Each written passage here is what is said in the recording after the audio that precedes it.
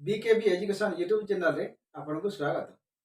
आज आम जाना मौलिक संख्या, यौगिक संख्या एवं जमज मौलिक संख्या। चलो ताहले वीडियो को स्टार्ट करवा।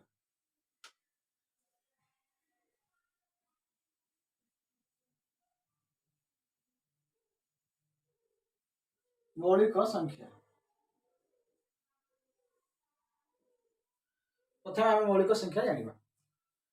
मौलिक संख्या जो संख्या गुड़िकर दुईटी मात्रा गुणनीयक थिबो से संख्या गुड़िक आम मौलिक संख्या बोली कहबा।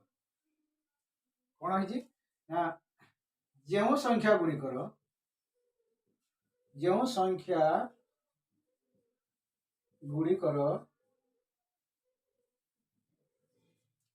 दुईटी मात्रा गुणनीयक थिबो, दुईटी मात्रा गुणनीयक थिबो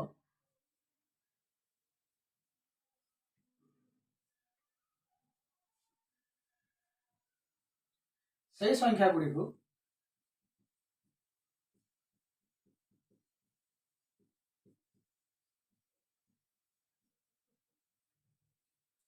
मौलिक संख्या बोली कहबो।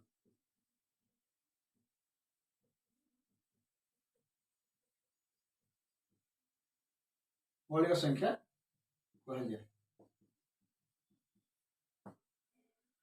जो संख्या गुड़िकर दुईटी मात्रा गुणनीयक थिबो से संख्या गुड़ी को मौलिक संख्या कह।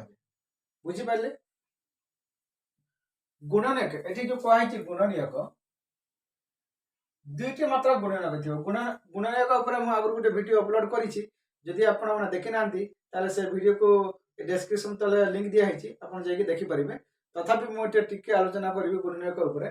गुणनीयक जो कह हिछि ए गुणनीयक कोन मन कर 5 रा गुणनीयक 5 रा गुणनीयक इक्वल केते हेबे 1 आउ 5 हेबे। तार अर्थ 1 आउ 5 संख्या द्वारा ये 5 टी संपूर्ण रूपे विभाज्य। गुणनीयक सूत्र कोन देला कोनसी एक संख्या जो संख्या गुड़िक द्वारा संपूर्ण रूपे विभाज्य से संख्या गुड़िक तार गुणनीयक हेबो। मन कर 5 जो संख्या नेछि एई संख्या दुटी द्वारा 5 टी संपूर्ण रूपे विभाज्य, तेणु 5 रा गुणनीयक के हेले 1 आउ 5 हेले। मन कर 8 रा गुणनीयक 8 रा गुणनीयक के हेबे 1 हेबो 2 हेबो 4 हेबो एवं 8 मध्ये हे परबो। ए 1 2 4 आउ 8 द्वारा ये 8 टी संपूर्ण रूपे विभाज्य। बुझि पाले तो 8 रा गुणनीयक के हेबे 1 2 4 एवं 8। बुझियला ए होची गुणनीयक रो सूत्र।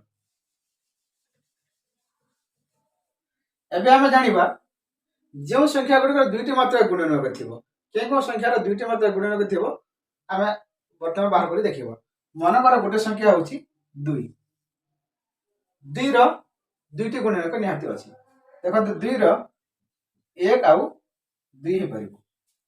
2 रे गुणनीयक के हेबे 1 आउ 2 से भलिया 3 रो गुणनीयक के हेबे 1 हेबो आ गोटे संख्या 3 हेबो। बुझि पाले जो संख्या रो दुईटी मात्रा गुणनीयक थिबे ए संख्या रो दुईटी गुणनीयक बाहरुची, तेणु ए संख्या दुईटा है मौलिक संख्या। मन आ गोटे संख्या हो 5 5 रा बाहर करथिले हेबे 5 रा गुणनीयक के हेबे 1 हेबो एवं 5 हेबो। बुझि पाले तापर के आ गोटे संख्या रहउची मन कर 7 7 रा मध्ये 1 द्वारा भाग हे परबो 7 टी एवं 7 द्वारा भाग हे परबो। आ कोनसी संख्या द्वारा ए संख्या माने संपूर्ण रूपे भाग हे परबो न। तो 7 रा गुणनीयक के वाले 1 बाहला अब 7 बाहला। तो एई संख्या गुडी को जो मन को द्वितीय मात्रा गुणनीयक बाहरुची ए संख्या माने हेबे मौलिक संख्या। एबे आमे जानिबा 1 रु 100 मध्य केतोटी मौलिक संख्या अछि एवं से गुड़िक कौन कौन। चलन ताहले देखिबा। 2 हेबो 3 हेबो 5 हेबो 7 7 हेबो 11 हेबो 13 17 ए भली मौलिक संख्या मन ए संख्या मन को दुईटी मात्र गुणनीयक अछि, तेणु ए संख्या गुडी को हमें मौलिक संख्या बोली कहबा। 1 रु 100 मध्य रे एभली 25 टी मौलिक संख्या बाहर।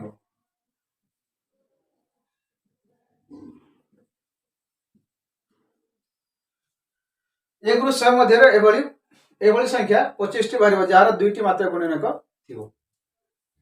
जो दुईटी संख्या बाहर जो दुईटी गुणनक बाहर से गोटे संख्या हूँ 1 एवं अन्य संख्याटी सही निजे। मनकर मुझे लिखि दूसरी दुईटी मध्यरु गोटे संख्या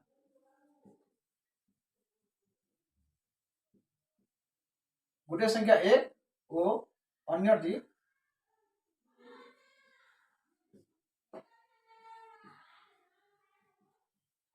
सही संख्या निजे।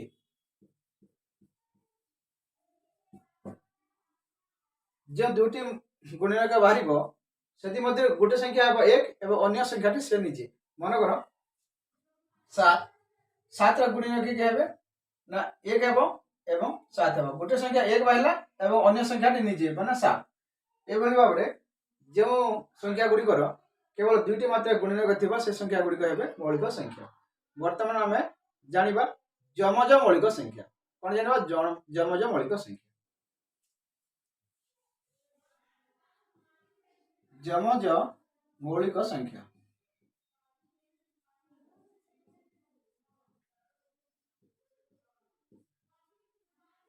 जमज मौलिक संख्या कौन जो संख्या गुड़िकर जो मौलिक संख्या गुड़िकर मझे गोटे मात्र यौगिक संख्या थी से संख्या गुड़िक आम जमज मौलिक संख्या बोली कहवा। लिखुची 3 आउ 5 दुईटी मौलिक संख्या।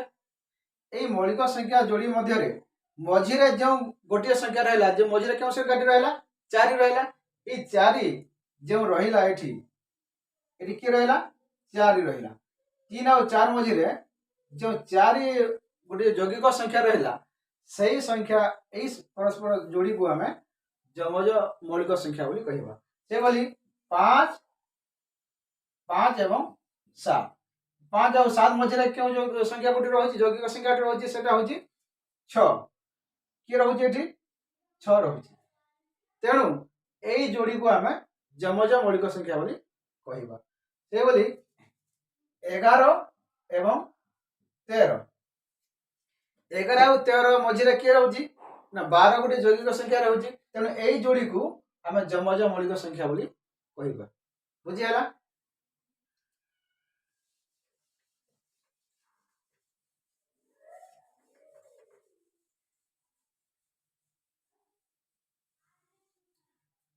वर्तमान आम जाना यौगिक संख्या। यौगिक संख्या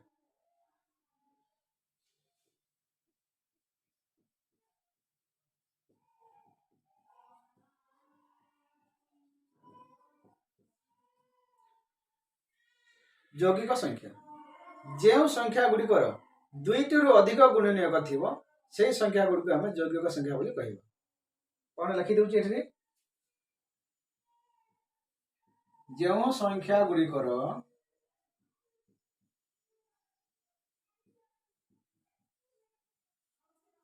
दुईटी रु अधिक गुणनीयक थी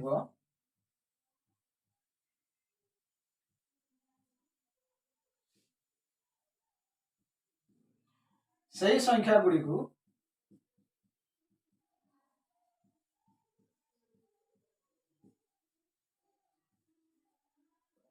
यौगिक संख्या बोली कहवा।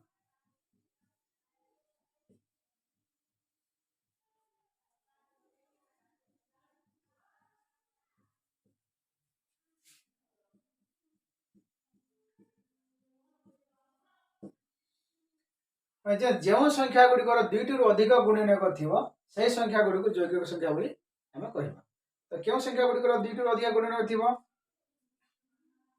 मनकर गोटे संख्या हूँ 4 गोटे संख्या 4 4 गुणनीयक बाहर करवा आम 4 गुणनीयक किए 1 हेब 2 हेब एवं 4 हेब। तो ये 4 संख्याटा 1 द्वारा संपूर्ण रूप विभाज्य 2 द्वारा संपूर्ण रूप विभाज्य हो पार एवं 4 द्वारा संपूर्ण रूप विभाज्य हो पार। ତେଣୁ 4 ଗୁଣିନକ କିଏ ବାହାରିଲେ 1 ବାହାରିଲା 2 ବାହାରିଲା ଏବଂ 4 ବାହାରିଲା।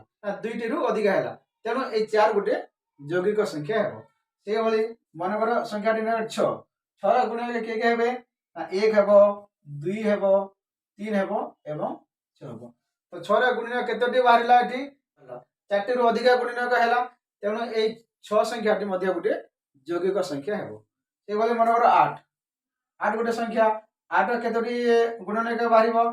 1 ଦ୍ୱାରା ଭାଗ ହେଇପାରିବ 8ଟି, 2 ବାହାରିବ, 4 ବାହାରିବ ଏବଂ 8 ବାହାରିବ। 1, 2, 4 ଏବଂ 8, ସେଭଳି 4ଟି ଗୁଣନକ ବାହାରିଲେ 8ର, ତେଣୁ 8 ମଧ୍ୟ ଗୋଟେ ଯୌଗିକ ସଂଖ୍ୟା ହେବ। ବୁଝିପାରିଲେ? 1ରୁ 100 ମଧ୍ୟରେ ଏହିଭଳି 74ଟି ଯୌଗିକ ସଂଖ୍ୟା ରହିଛି ଏବଂ ସବୁଠାରୁ ଛୋଟ ଯୌଗିକ ସଂଖ୍ୟା ହେଉଛି 4।